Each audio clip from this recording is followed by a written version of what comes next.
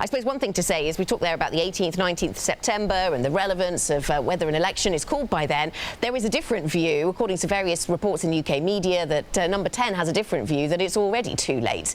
What do we know about what has to happen when, if Parliament does want to block no deal? Well, the first thing to say is the time frame is extremely tight, and that's why if there is going to be a confidence vote, it literally has to be the first couple of days that Parliament returns. After that, we're in slightly uncharted territory in terms of how the Fixed Term Parliament Act plays out.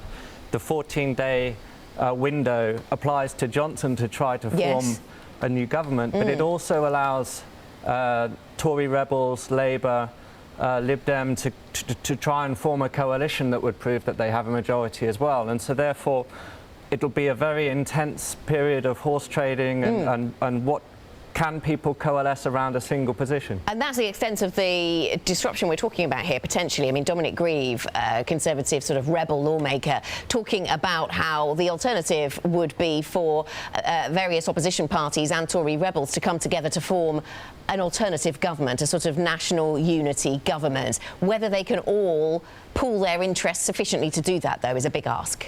I think the key question is how many Tory rebels would take that step. There's a difference between being against a no-deal Brexit and voting against their own party's government, and that is the key question that we're trying to figure out the numbers of how many Tory rebels there will be. Then you get to the question of can these disparate groups, you know, the SNP in Scotland, the Lib Dems, Labour, they're against no-deal Brexit. Some of them are against Brexit completely. How does that coalesce? And it's going to be very tricky. OK, Stuart, thanks very much. Stuart Biggs.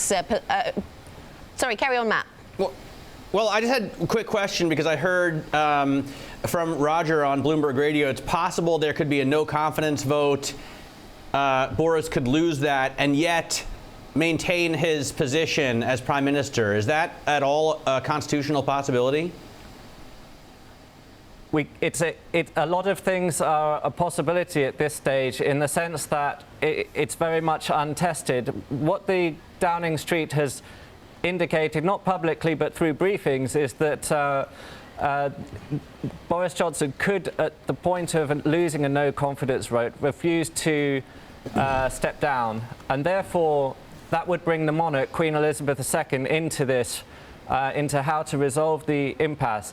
Most political parties and most politicians operate on the basis that that was the last thing that they would ever want to see. But we're in different times, I would say.